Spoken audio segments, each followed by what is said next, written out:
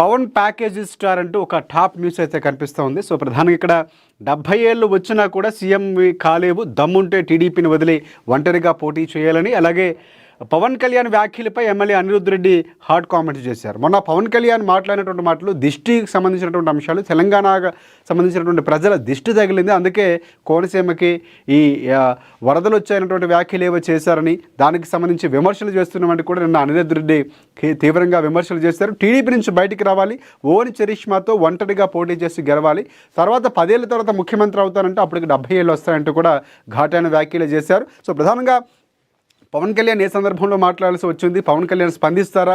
ఎందుకంటే ఇక్కడ ఆంధ్రప్రదేశ్కి తెలంగాణకు ఉన్నటువంటి సత్సంబంధాలు ఇప్పటికైతే ఇక్కడ కూటమి ప్రభుత్వం కానీ, అక్కడ కూటమి లేకపోతే ఇక్కడ కాంగ్రెస్ కానీ ఒక సయోధ్య బాగానే ఉంది. అంటే గురు శిష్యులు అన్నటువంటి మాట వినిపిస్తున్నది అంశం వేరు. కానీ ఎక్కడ సమన్వయ లోపాలు కానీ, లేకపోతే రాజకీయ వేత్తలు ఎప్పటికప్పుడు వివాహ వేడుకలను లేకపోతే కొన్ని సందర్భాలను కలుస్తున్నటువంటి సందర్భాలు ఉన్నాయి. కానీ పవన్ వ్యాఖ్యలు ఏ సందర్భంలో మాట్లాడారో, అనిరుద్ధ్ రెడ్డి ఎందుకు స్పందించాల్సి వచ్చింది అనేది మాత్రం రెండు పార్టీలు స్పందిస్తాయి.